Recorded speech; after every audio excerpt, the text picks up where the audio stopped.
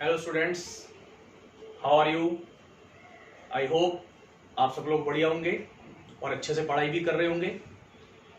हम लोगों ने अपने प्रीवियस वीडियो 1 में dissolution of partnership firm start किया था, ठीक है। उसी को कंटिन्यूएशन में लेंगे। मैंने बताया था बड़ा आसान चैप्टर है, बशर्ते बस आपको जो मैं कंसेप्ट डिलीवर कर रहा हूं उसको आप ध्यान से समझते हुए चलो। और किसी भी टाइप की कोई प्रॉब्लम्स होती है, कोई डाउट होता है, आप मुझे मैसेज करो। मैंने आपको नंबर दिया था अपना, या कमेंट सेक्शन में जाके, कमेंट बॉक्स में जाके आप अपना जो भी डाउट है आप उसे लिखो, मैं आपको रिप्लाई करूंगा। और एक बात, आज मैं आपको अपने वीडियो के लास्ट में कुछ एक दो क्वेश्चंस पूछूंगा और उम्मीद करूंगा कि आप उसका आंसर कमेंट बॉक्स में लिख के दोगे, ठीक है। तो इस वीडियो को लास्ट तक ध्यान से देखना। कुछ पॉइंट्स हम इसमें डिस्कस करेंगे। एक कंप्लीट क्वेश्चन मैंने यहां पर आपके लिए सॉल्व कर रखा है, उसमें एक एक पॉइंट को बड़े आराम से समझते हुए चलते हैं, ठीक है। तो स्टार्ट करते हैं। Dissolution of partnership firm day 2, ठीक। देखिए, ये बैलेंस शीट में capital, creditors, bills payable, reserve, सारी जानी पहचानी चीजें हैं। Goodwill, debtors, less provision, stock, P&L और कैश। लास्ट क्लास में मैंने आपको बताया था कि इसमें आपको 4 स्टेप करने हैं। 4 स्टेप से हमारा रियलाइजेशन अकाउंट तैयार होता है। फर्स्ट, एसेट्स को ट्रांसफर करोगे। सेकंड, लायबिलिटीज को ट्रांसफर करोगे। खास बात याद होगा, एसेट्स और लायबिलिटीज को ट्रांसफर करने के बाद, इसके बाद आपको कहीं पर भी एसेट्स और लायबिलिटीज का नाम यूज नहीं करना, क्योंकि उनकी बुक वैल्यू 0 हो जाती है। जब आपने ट्रांसफर कर दिया रियलाइजेशन अकाउंट में, तो उसके बाद उनकी बुक वैल्यू 0। अब कहीं पर भी एसेट्स और लायबिलिटीज का नाम यूज नहीं करोगे। फिर क्या करेंगे, हम सेटलमेंट करेंगे। किसका? एसेट्स का और लायबिलिटीज का। एसेट का सेटलमेंट मैंने बताया था प्रॉफिट होता है। अगर 1 रुपए की भी एसेट बिक रही है तो आप उसे प्रॉफिट मानोगे, और 1 रुपए की भी अगर आप लायबिलिटी पे कर रहे हो तो आप उसे लॉस मानोगे। प्रॉफिट और लॉस का नाम क्या है यहां पर? Realisation account. स्टार्ट लेते हैं, देखते हैं कैसे कैसे उन स्टेप्स को फॉलो करेंगे, ठीक है। अगर किसी ने आज ये पहली बार ये वीडियो देख रहे हो तो एक बार आप वीडियो 1 जरूर देख लीजिएगा, वहां से आपको बहुत सारी चीजें क्लियर हो जाएंगी, ठीक है। आपको ऊपर ये वीडियो आई बटन में भी मिल जाएगा, और आप वैसे भी सर्च में आप जाके देख सकते हैं इसे। तो देखते हैं इसको कैसे सॉल्व करना है। सबसे पहला स्टेप होता है कि जितनी एसेट्स हैं उनको आपको रियलाइजेशन में ट्रांसफर करना है। कौन सी चीजें ट्रांसफर नहीं करनी थी? मैंने बताया था पार्टनर्स से रिलेटेड, मतलब पार्टनर्स का कैपिटल अकाउंट, पार्टनर्स का लोन, कोई प्रॉफिट लॉस रिजर्व और कैश और बैंक ट्रांसफर नहीं करना, ठीक है। तो इसमें अगर हम देखें तो क्या क्या ट्रांसफर करेंगे? Goodwill, debtors and stock. और ये प्रोविजन जो माइनस कर रखा है ये अपोजिट साइड में ट्रांसफर होगा। P&L ट्रांसफर नहीं होता रियलाइजेशन में, और कैश ट्रांसफर नहीं होता। तो जब ट्रांसफर करेंगे, एसेट्स का डेबिट बैलेंस है, क्रेडिट करेंगे। मैंने एंट्री बताई थी, realisation account debit to asset account. तो यहां रियलाइजेशन अकाउंट में टू साइड में, मैंने इसलिए नीचे बना रखा है, आपको एक क्रॉस पोस्ट करना है। तो टू गुडविल 5000, टू डेटर्स 22,000। ध्यान देना है, ग्रॉस डेटर्स आप ट्रांसफर करोगे, और प्रोविजन माइनस कर रखा है, इसलिए बाय साइड में बाय प्रोविजन 2000, और टू स्टॉक 25,000। ये हमारा फर्स्ट स्टेप कंप्लीट। हमने एसेट्स को ट्रांसफर किया, journal entry realisation account debit to asset account, asset के नाम से, to stock, to goodwill etcetera. एक और खास बात दोस्तों, गुडविल का कोई भी स्पेशल ट्रीटमेंट नहीं होता इस चैप्टर में, जैसे एडमिशन, रिटायरमेंट, डेथ वगैरह में था। यहां कुछ नहीं, यहां गुडविल बिल्कुल और एसेट की तरह है। जैसे स्टॉक वैसे गुडविल, जैसे और कोई एसेट वैसे गुडविल। जैसे आपने गुडविल को एसेट को ट्रांसफर किया है, वैसे ही हमने यहां पर गुडविल को ट्रांसफर किया है, राइट। आगे लायबिलिटीज को ट्रांसफर करें तो लायबिलिटीज में कैपिटल ट्रांसफर नहीं करनी और रिजर्व ट्रांसफर नहीं करना है रियलाइजेशन में, ठीक है। क्या क्या ट्रांसफर करेंगे? Creditors and bills payable. तो क्रॉस पोस्ट कर देना, कभी भूल भी जाओ तो ध्यान रखना है, ये अपोजिट साइड में और इसी तरीके से ये अपोजिट साइड में। हालांकि लॉजिक बता दिया, लायबिलिटीज को ट्रांसफर करोगे, लायबिलिटीज डेबिट टू कहां कर रहे हो? रियलाइजेशन में। तो बाय क्रेडिटर्स और बाय बिल्स पेबल, ये हमने दोनों लायबिलिटीज को ट्रांसफर कर दिया। 2 स्टेप कंप्लीट। एक बात, जब आप ये एसेट्स और लायबिलिटीज को ट्रांसफर कर देते हो तो ध्यान रखना, अब आगे इनके बारे में जो नीचे इंफॉर्मेशन गिवन होंगी, एसेट्स को बेचने के बारे में बताएंगे, लायबिलिटीज को पेमेंट करने के बारे में बताया जाएगा। कहीं पर भी एसेट और लायबिलिटी का नाम आप यूज नहीं करोगे। बस खास बात यह है, कसम खा लो, ट्रांसफर करने के बाद आपको कहीं पर अब एसेट और लायबिलिटी का नाम रियलाइजेशन में यूज नहीं करना। फिर क्या करना है, या तो कैश करोगे या पार्टनर का नाम यूज करोगे। जैसे एसेट बेच दी, पैसे आ गए, कैश अकाउंट डेबिट टू फायदा, एसेट का बिकना फायदा और फायदे का नाम रियलाइजेशन। लायबिलिटीज की पेमेंट कर दी, नुकसान, realisation account debit to cash account. और अगर ये कोई पार्टनर का नाम आ जाता है कि पार्टनर ने लायबिलिटी पे करी है, तो realisation to partners capital account. ठीक है, देखते हैं यहां पर first information, goodwill realised. Goodwill बताओ किसके बारे में बात हो रही है, एसेट, फायदा, एसेट बिक रही है, पैसे आ रहे हैं, फायदा, फायदा किधर होता है, बाय साइड में। और वैसे एंट्री बनाना चाहे तो कैश आ रहा है, कैश अकाउंट डेबिट टू फायदा, यानी कि टू रियलाइजेशन। तो देखो रियलाइजेशन की क्रेडिट साइड में बाय कैश लिखा हमने। अब जो जो एसेट बिक रही हैं उन सबको हम यहां लिख सकते हैं। तो देखो गुडविल से मिले 4000, तो इनर कॉलम में लिख दिया मैंने, गुडविल से मिले 4000। बैड डेट से 6000, बैड डेट्स का मतलब है डेटर्स से पैसे नहीं मिले, डेटर्स के बारे में है। मैंने क्या बताया था कि एसेट के बारे में बोलेगा फायदा मानोगे चाहे 1 रुपया मिले, वो कह रहा है डेटर्स से 6000 नहीं मिले। अरे कोई टेंशन नहीं, 6 नहीं मिले बाकी तो मिल गए। डेटर्स हैं कितने के, 22, ग्रॉस पे नजर मारनी है, 22,000 के हैं, 6000 नहीं मिले, अरे नहीं मिले मत मिलने दो, बाकी तो मिल गए। हमने तो बोला 1 रुपया भी मिलेगा हम उसे फायदा मानेंगे, तो 16,000 रुपए हमें मिल गए। तो यहां पर डेटर्स में 16,000 आ गया। हालांकि अगर आप, मैंने बताया था प्रॉफिट लॉस चेक करोगे तो वो अकाउंट अपने आप एडजस्ट कर रहा है। देखो कैसे, आपने गुडविल 5000 यहां लिखी थी और उसकी रियलाइज्ड वैल्यू यहां लिख रखी है 4000 रुपए, तो अपने आप ही 1000 से डेबिट साइड हैवी हो गई, लॉस अपने आप रिकॉर्ड हो रहा है। इसी तरीके से डेटर्स 22 लिखे हैं और उसकी रियलाइज्ड वैल्यू 16 लिखी हुई है, 6000 का लॉस अपने आप डेबिट साइड हैवी होने की वजह से रिकॉर्ड हो रहा है। तो इंडिविजुअल प्रॉफिट लॉस आपको नहीं सोचना, आपको प्रॉफिट लॉस, बस एक बात ध्यान रख लो, प्रॉफिट लॉस किसे बोल रहा हूं मैं, एसेट बिक रही है तो प्रॉफिट, लायबिलिटीज का पेमेंट हो रहा है तो लॉस। बस इसी कंसेप्ट पे पूरा चैप्टर निपट जाएगा। आगे बढ़ते हैं।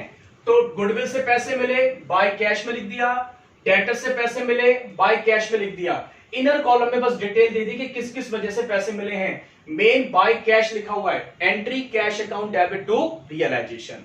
आगे चलते हैं।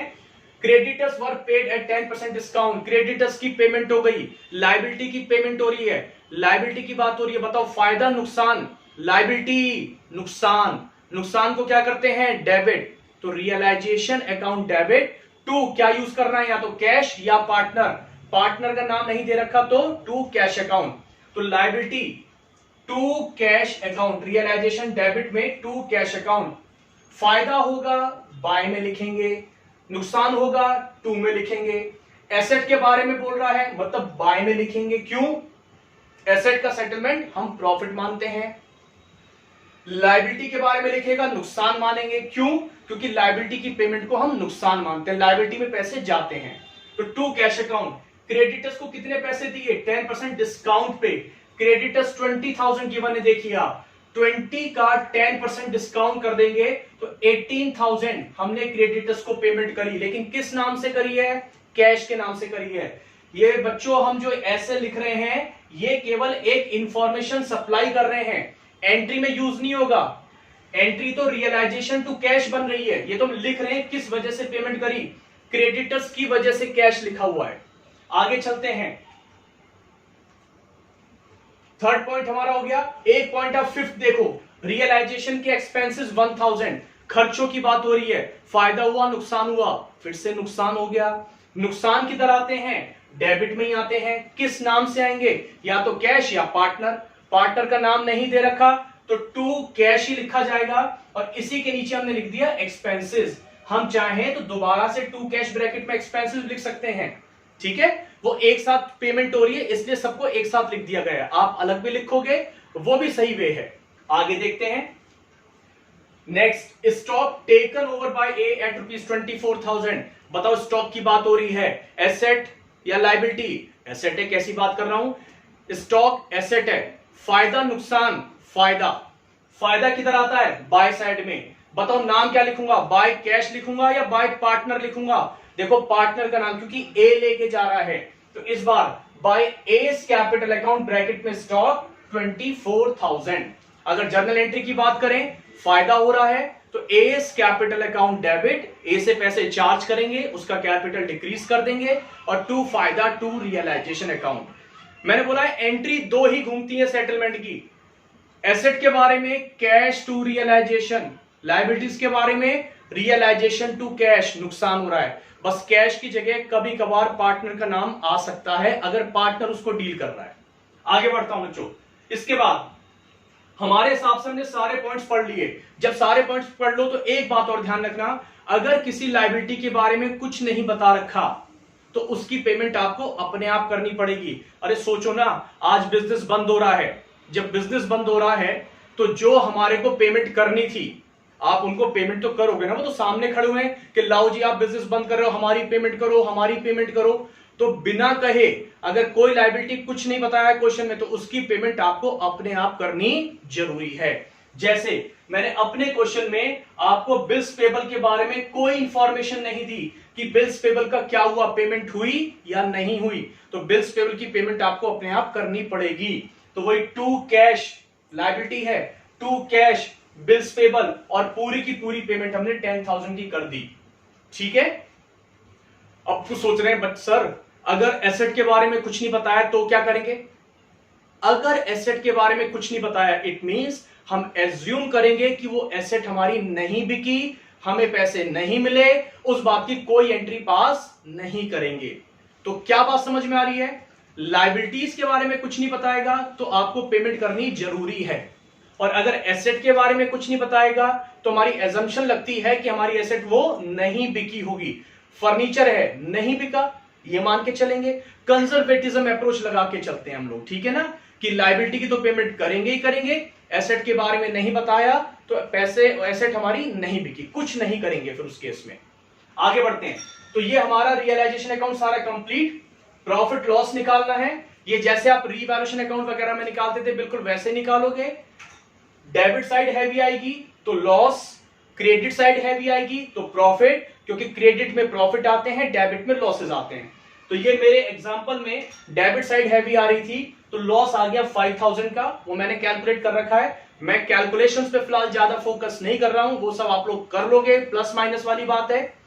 फिर बाय लॉस ट्रांसफर टू ए और बी में डिस्ट्रीब्यूट किया। आप सब जानते हो कि रेशो नहीं दे रखा होता है तो इक्वली डिस्ट्रीब्यूट करते हैं, तो 5,000 को इक्वली डिस्ट्रीब्यूट किया, 2500 ईच। राइट, ये था हमारा रियलाइजेशन अकाउंट। इस तरीके से बनाना, 4 स्टेप थे। एसेट्स ट्रांसफर करी, लायबिलिटीज ट्रांसफर करी, एसेट का सेटलमेंट फायदा, लायबिलिटीज का सेटलमेंट नुकसान, डेबिट में आया। ठीक है।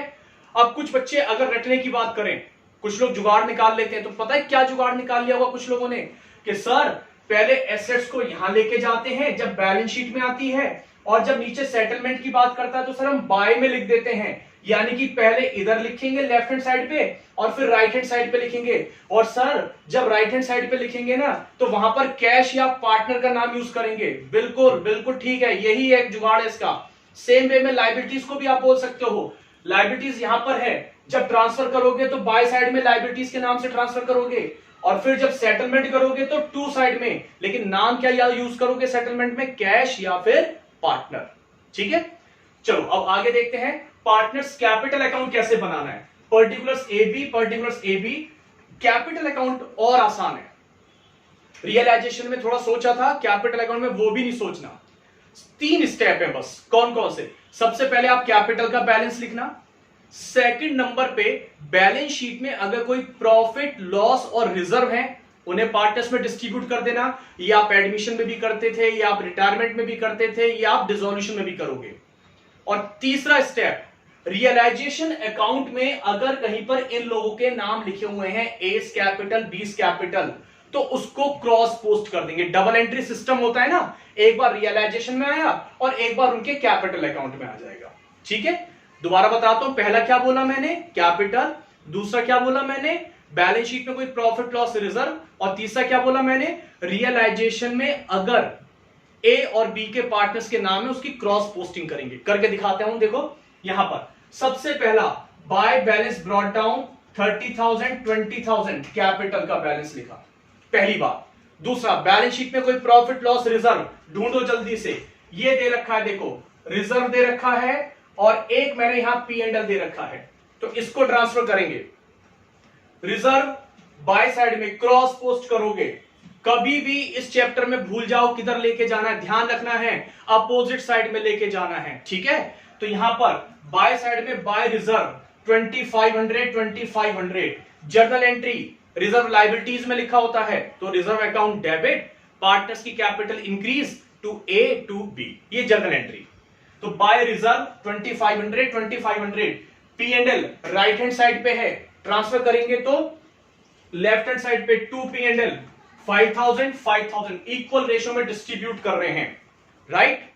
उसके बाद 2 स्टेप पूरे हो गए, बैलेंस लिख दिया और बैलेंस शीट के आइटम्स लिख दिए। इसके बाद रियलाइजेशन में जहां जहां पर एस कैपिटल और बीस कैपिटल है, ढूंढो आप मेरे साथ। एस कैपिटल बीस कैपिटल, एस कैपिटल बीस कैपिटल नहीं मिला, एस कैपिटल बीस कैपिटल मिल गया, ये रहा। By S capital account bracket में स्टॉक लिखा हुआ है, तो बाय में लिखा है तो क्रॉस पोस्ट करोगे टू रियलाइजेशन अकाउंट। जिस अकाउंट से लाते हैं बच्चों उसका नाम लिखेंगे। कैसे, क्यों, ऐसा क्यों हो रहा है? अगर हम इसकी एंट्री बनाए, ए ने स्टॉक लिया तो एंट्री बनी A's capital account debit to realisation, यही तो बताई थी, फायदा हो रहा है और पार्टनर का नाम लिखेंगे, तो A's capital account debit to realisation account. तो रियलाइजेशन के क्रेडिट में लिखा तो ए के डेबिट में लिखा जाएगा। तो इसलिए ज्यादा दिमाग पे जोर ना डालते हुए बस आपको ये देखना है, अगर यहां ए का नाम लिखा है तो क्रॉस पोस्ट कर दो टू रियलाइजेशन, ठीक है, जिस अकाउंट से ला रहे हैं। और देखते हैं, ये लिखा है by loss transfer to A B, cross post करो तो टू रियलाइजेशन ए में और बी में। टू का मतलब इनकी कैपिटल डिक्रीज हो रही है, बाय का मतलब इनकी कैपिटल इंक्रीज हो रही है। अगर हम जल्दी से इसको पढ़ें तो पता है कैसे पढ़ेंगे? इतनी कैपिटल इनकी पहले थी, इतना इनको रिजर्व मिल गया, इतना इनके अंदर लॉस बढ़ गया, स्टॉक ए ने ले लिया था तो स्टॉक की वजह से इसकी कैपिटल डिक्रीज, बिजनेस बंद करने पे लॉस हुआ, लॉस की वजह से इसकी कैपिटल डिक्रीज हो गई।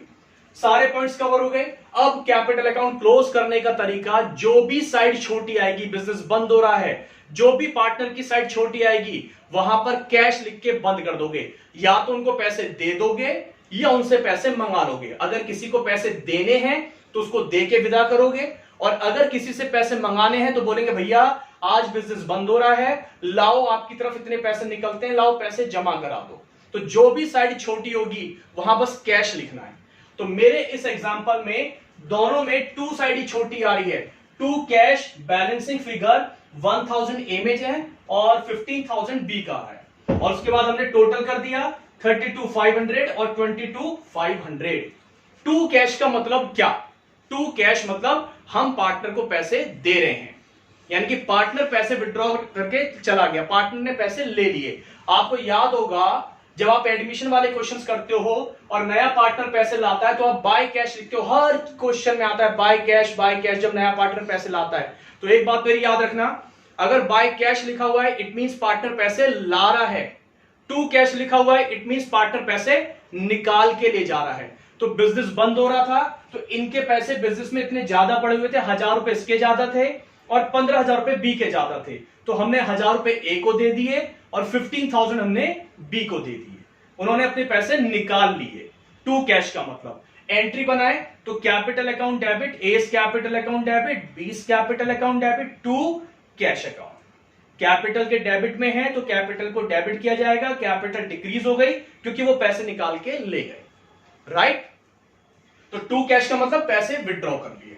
लास्ट पॉइंट पे आ गए बच्चों, कैश अकाउंट कैसे बनाना है। बस 3 अकाउंट बनाएंगे कैश अकाउंट। सबसे पहले आप कैश का ये बैलेंस लिखोगे, जो चीजें हमने वहां छोड़ दी थी वो अपने वहां अकाउंट में आ रही हैं। जैसे हमने पार्टनर से रिलेटेड छोड़ी थी वो पार्टनर्स पे चली गई, कैश और बैंक छोड़ा था वो कैश अकाउंट में आ रहा है। तो सबसे पहले टू बैलेंस ब्रॉट डाउन 25,000। अच्छा, टू से क्यों लिखा? एसेट है, एसेट अकाउंट कभी भी स्टार्ट करोगे डेबिट से स्टार्ट करोगे, लायबिलिटीज अकाउंट कभी भी स्टार्ट करोगे वो क्रेडिट साइड से स्टार्ट करोगे। क्यों? एसेट का डेबिट बैलेंस होता है, लायबिलिटीज का क्रेडिट होता है। तो यहां पर टू बैलेंस ब्रॉट डाउन। इसके बाद अगर पार्टनर का लोन दे रखा है, वैसे इसमें नहीं है, वो मैं नेक्स्ट क्लास में आपसे डिस्कस करूंगा अच्छे तरीके से।